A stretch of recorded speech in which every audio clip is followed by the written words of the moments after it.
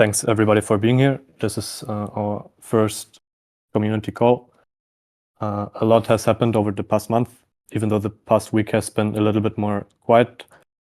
We just got sort of done with the Oxford hackathon, and a lot of people were attending there, and I see many of them are right now also in this call. Very small recap of sort of what happened since the beginning of the year. So on the third Bitcoin's birthday, we launched mainnet. Then shortly after, like a bit more than a week, we launched the base bridge.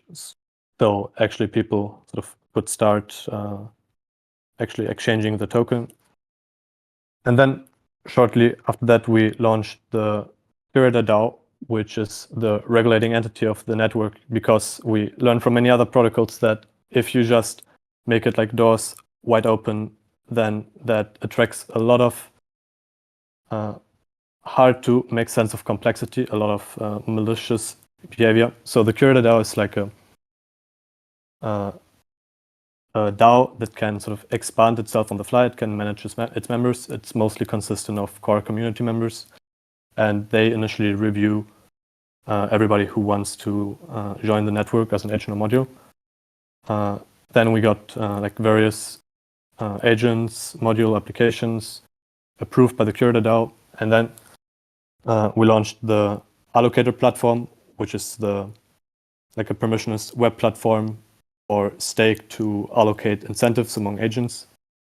The Curator DAO can also regulate the incentive landscape by placing penalties. So it's not just sort of unchecked stake can give rewards to whoever. So then together with the allocator platform, because that sort of set the foundation to start allocating incentives, we started emissions and launched staking. And then we got into the ETH Oxford event, and Konstantinos, Gostak on Discord, Gabriel, Local Horse, Oliver have been there in person, and over like a few days talked to tons of people. I'll go through it, and I guess each of my answers is maybe going to open a small conversation, perhaps, although we should keep it a bit short at this point. So why use the blockchain for agents? So if you want to build a single agent, then perhaps the blockchain is really not useful at all. And overall, like building an agent on, like literally on the blockchain, I don't think really makes sense. But blockchains are like a sort of a foundational new substrate for organization and economics. Like we have programmable incentives, programmable markets. It's a much more expressive medium for organization. They're anti-fragile. So whenever you get to multiple agents, to swarms, then I think they're actually the sort of perfect substrate, the perfect medium to organize them. And Torus, the blockchain itself is abstracted, and it's just about organization and economics, while everything else is off-chain. So the agent itself is like you don't have to literally put it on the blockchain. You just have to integrate it with the network and like use it sort of as the methodology to like express your permissions and align to its incentives. So I think protocols are sort of the new institutions sort of the coming age, and we're obviously still very nascent, and Bitcoin is not that long ago if you sort of think in terms of generations and sort of more broadly history and civilization. But I think it's very apparent that they are what will eventually sort of outgrow and supersede our sort of existing bureaucratic institutions. I mean, I think a lot of what it boils down to is just that you can't give agents a bank account very easily, or at least there's so much friction there. Yeah. I mean, I cannot do that as well, because it's about delegating permissions and incentives, right? So the whole idea of the protocol is that you use delegate permissions and incentives to coordinate the actions of agents. If it was only about incentives, like you could have just, you could have different wallets anywhere and then coordinate the actions of agents. But with this protocol, you can define the control space of each subordinate agent. So you can have an agent that, has very limited access to your wallet to do a specific thing, right? Which you can actually not do without the delegate permissions that the protocol will allow. Maybe that's Yes. one of the. I mean, and we can give like very very tangible examples of this, right? It's as if Yeah. you give your personal assistant the permission to buy you a flight ticket, and they can only go and buy you the flight ticket and nothing else, right? And we can do that with those programmable incentives now, and you couldn't do that with any other way. I think that's really key. And the protocol really allows you to like unify sort of an arbitrarily large set of independent entities across the globe.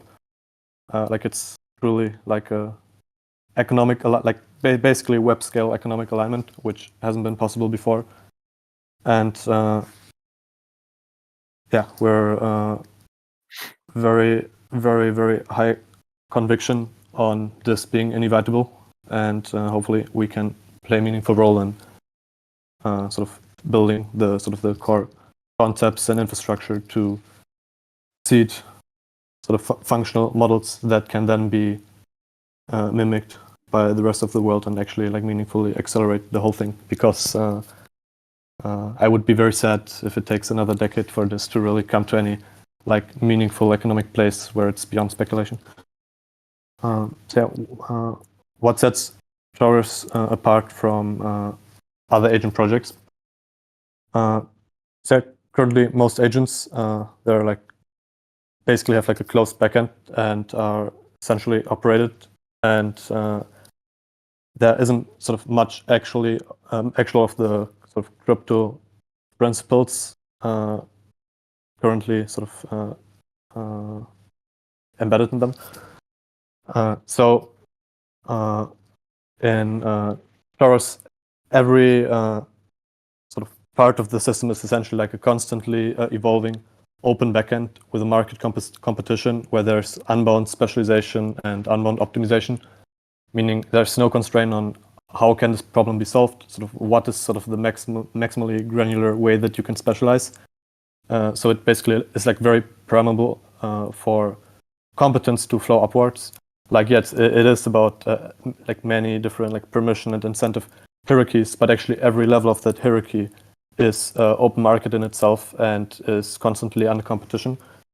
So that's one part. Then the concept of recursive delegation of permissions and incentives. I haven't really seen that anywhere. Also stake as a alignment mechanism.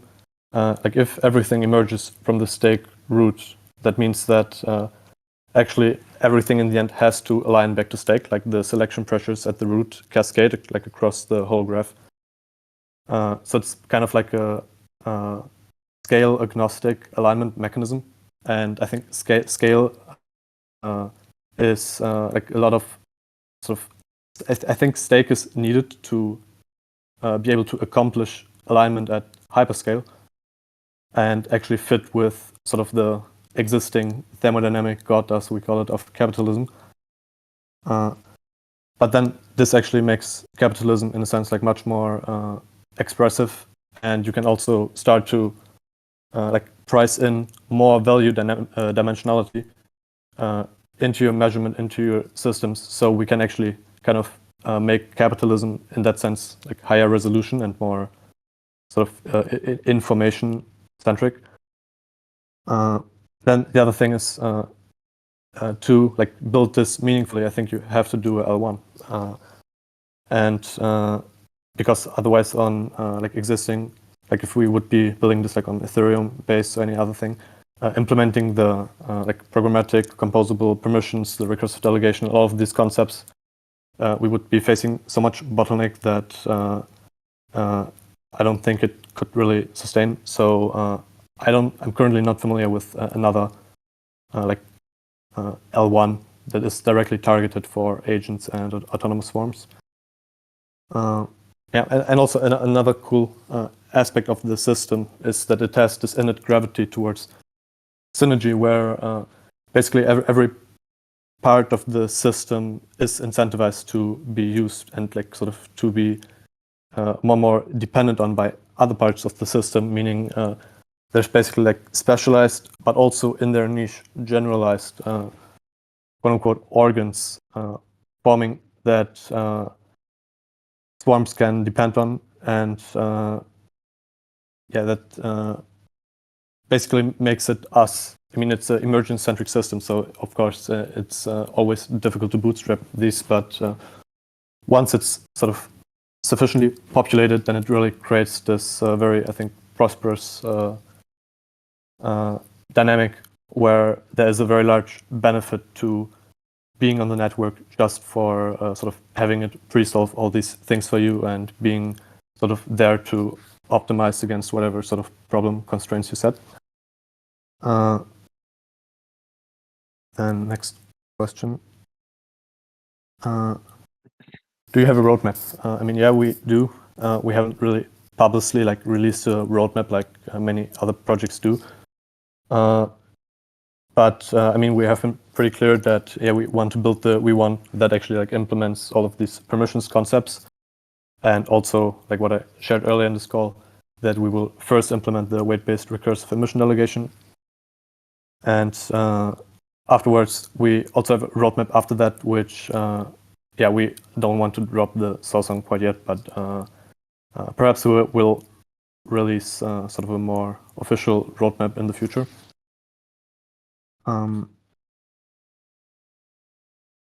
Then why do you need the L1 for swarms? You answered that. Yeah, I mean, kind of, but there's more to say on it. Like complexity is also something very important. If we have a L1 that specializes in it, we can basically remove all the other L1 complexity and completely target on like a sort of at its core very simple system of like just 3 primitives, 1 mechanic, 1 sort of container of authority and energy, removing everything else around it. And I think that's, I mean, complexity is sort of the biggest, adversary of most ecosystems and projects. And I think that can just make a meaningful difference in actually growing something long term. Then, what keeps swarms and agents on the network? So it's not like that we're building a walled garden where like we're like providing sort of closed source infra that where people can build their agents on, but actually we are running them and they completely depend on us. People are like technically always free to leave and like plug their agents into other networks.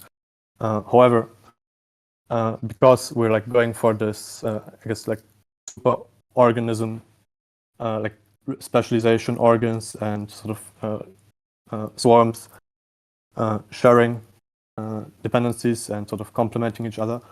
Sort of as projects are built, like as swarms are built on the network, they're likely to create more and more dependencies to other parts of the ecosystem that are in the Torus, and sort of their loyalty to the protocol becomes then sort of enforced by them losing all of those benefits. So that it actually becomes quite hard to leave, but not because like we force you, but because you just create dependencies because there's actually like useful problems being solved for you. Do you offer any summer internship opportunities for this year? Totally. We're very happy to take interns. We expect that summer is going to be a particularly busy period. That's probably after the V1 is already live for a bit, and there will be so much to do, and there's like an infinite things, like an infinite sort of set of open research problems that we can allocate people on, and like so much things to do. So reach out to us, contact@runlabs.dev.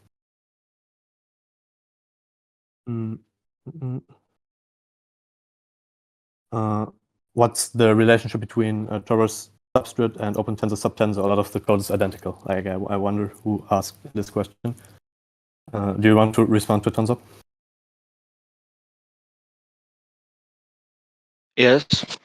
So if you take a look at the substrate architecture, it's decently rigid, filled with these prog macros. And if you want to implement extrinsic or just a config of any palette, it has to match the implementation, whether it's Polkadot, whether it's Kusama, whether it's Bitensor. So in the end, there will be a lot of code repetition, same for every substrate blockchain. But if you mean something with the actual runtime implementation or like any logic related to emission distribution, it's unique. Like I would like the person that asked this to send the link to the similar code. But yeah, it's I hope that answers the question. Yeah, it's like for people who haven't looked too deeply into it, it could look similar on the surface just because it's a substrate-based chain. But if you look more closely, it's extremely different, like in the total semantics of it and everything. So, yeah.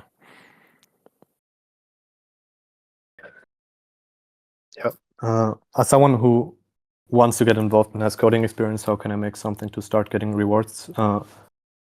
Well, the first step would be like talking to the community, sort of sourcing out what there is demand for. Right now, it's like a bit sort of harder to come up with things to build because it's literally anything.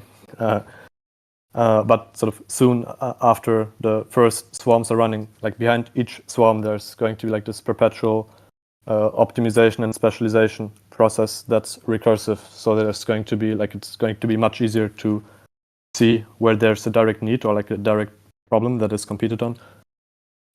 So yeah, you can talk to us. We can already like allocate you on something that we think would be meaningful.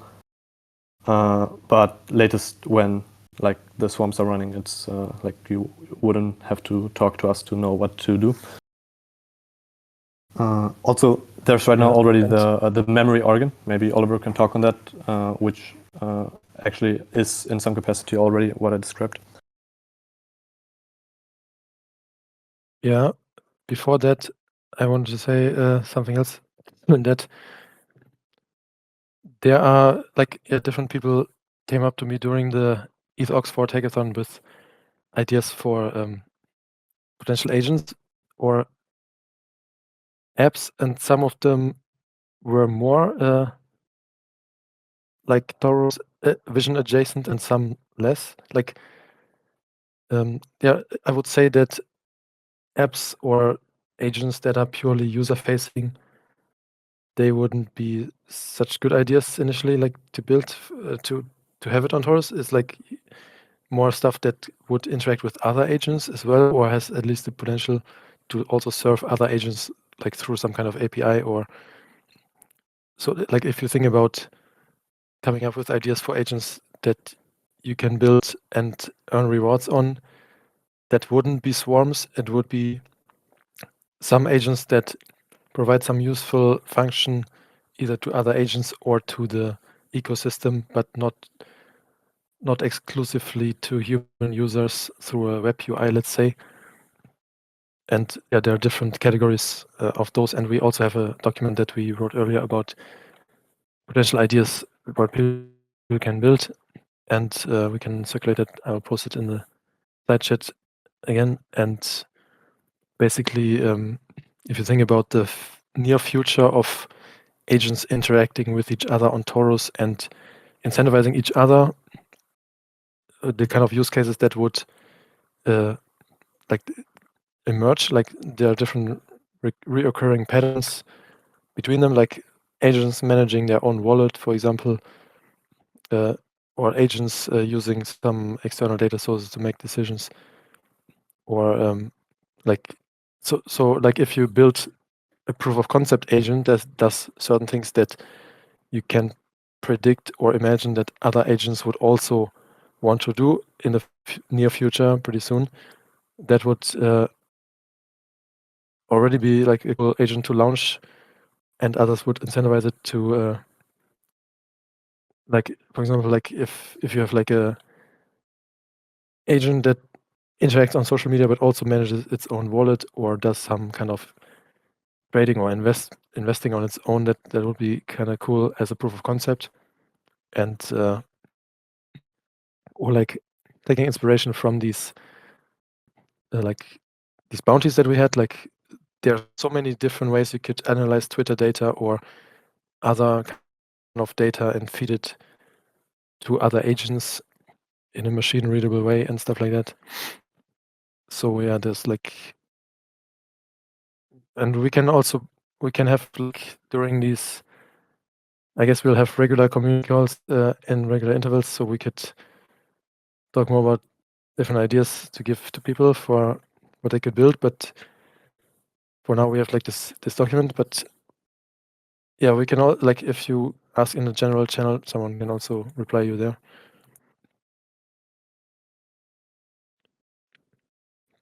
Yep. Second. Then yeah, why would people be interested?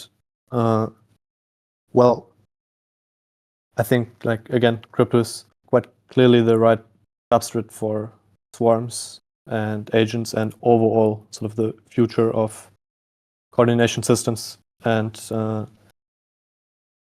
creating a system that like abstracts over it without fitting to a particular paradigm, like it's completely paradigm agnostic, has a like a scale agnostic built-in alignment mechanism, and the sort of I guess first principle down to the sort of underlying core of what makes sort of distributed control and organization form, then I think that's pretty interesting, at least to me. But I think any project that is currently sort of trying to venture into this direction is one of the sort of most interesting things that is currently going on in crypto, at least like personally to me. So yeah, we're obviously still in like early stages of development, but that yeah, watch us. I think it's gonna get more interesting as we deliver the core concepts. And it's definitely going to get more interesting when people start launching their agents, like, when it starts getting populated. So, is there anything else? Is there anything else we want to discuss? Well, I know. what exactly are marketing plans? Yeah, I don't. Well, our marketing plans are putting out more and more material that explains our vision and the core concepts, and then finding ways to make that digestible to people, and hope they get it, and then they themselves can start to sort of propagate the ideas. So like a organic bottom-up process, we obviously want to sort of create more attention over time. I don't think it's quite yet sort of the moment to like start to get like a very large exposure. We're very much still sort of in the dev trenches, but yeah, I'm a big believer in organic community forming around core ideas and mission. And we've got Torus boots and PR validator already registered as agents on the network, which kind of hopefully will serve those functions in the future, I presume. Yeah, that as well. So the protocol is already incentivizing marketing in some regards. And community seeding, the other thing. Yeah. So we are trying to, like, go and seed different communities in places that we think are the most important, or like, some of the most important places we can find. They have some of the highest allocations on the network at the moment. I know that PR validator has like over 20%. Yep. Then is your terminology very Deleuzian on purpose, organs, dialectic?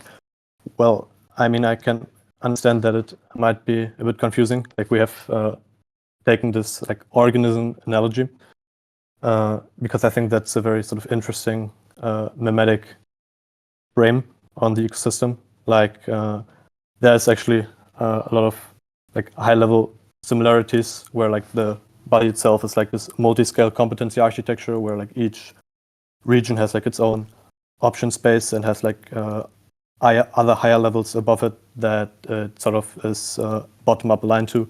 Like you have cells forming organs specializing on functions that are synergistic with one another, that are like forming the whole organism. And I think by sort of using this analogy, you make people think in this, like from this frame that automatically, at least to some capacity, makes your brain think, well, maybe there are other concepts in biology that I can also map to technical concepts in the project, or that might inspire things that can be built. So I can understand that it might be putting off to some people, but I think it has its place. But yeah, we, in terms of documentation, we should also have like material that doesn't use them at all. Any plans to list on SEX or DEX? I mean, we're listed right now on Base, Uniswap. The project is like fair launch, no pre-mine, and also I think the core team shouldn't be directly working on exchange listings, both for like regulatory purposes, but also if you have a strong community that which while they might not be very loud right now, I know there's many people that have a lot of like business development capacities, many exchange connections, so they can sort of self organize to talk with exchanges, get listings. We can crowdfund listing fees, and I think that's sort of the most like organic, natural way to climb up the ladders. I personally don't think that sex listing would be very useful right now, and it's better to concentrate all liquidity on DEX until we're bigger. But yeah, we're open to it. Yep, I think those were all the questions. Yeah. Perfect.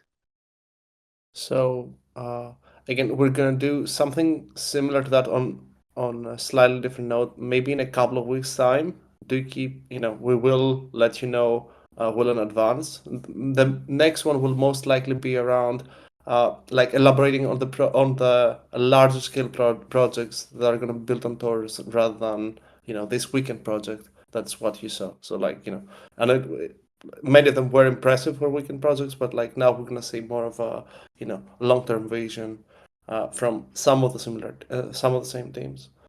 So unless you guys want to add something more, like we can I think we can thank you all for taking 2.5 hours out of your Sunday. Like really appreciate it.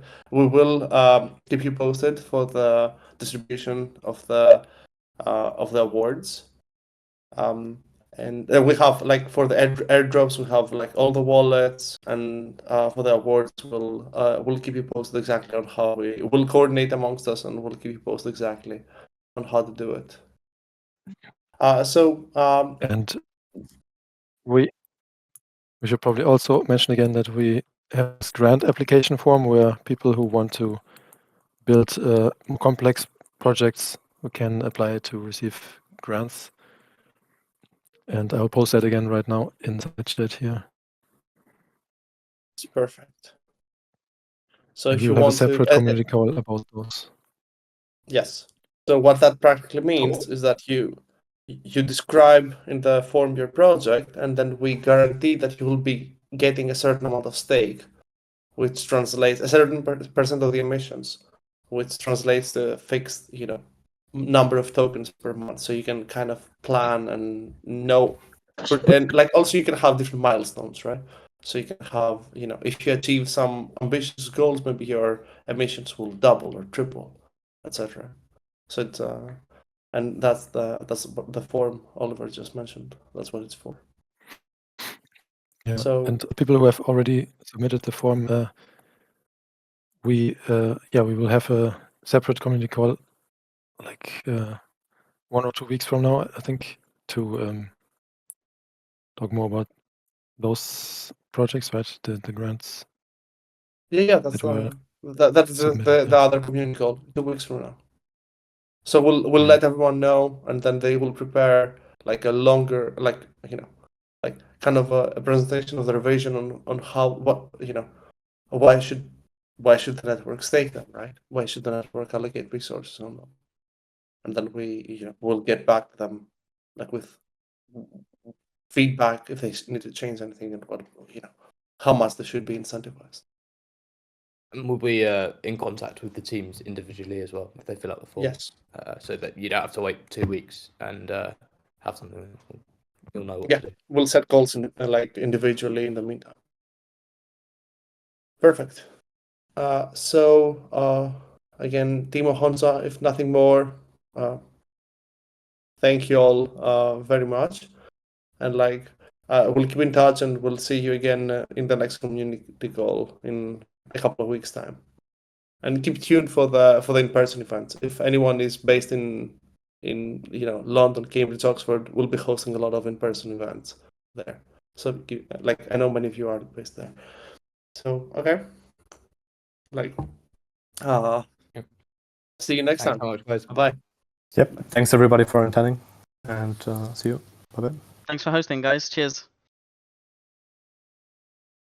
Omni Labs provide tutorials, podcasts, and AI crypto news for free. Please help us to keep helping you by weighting your stake to our agent. Thanks. See you next time.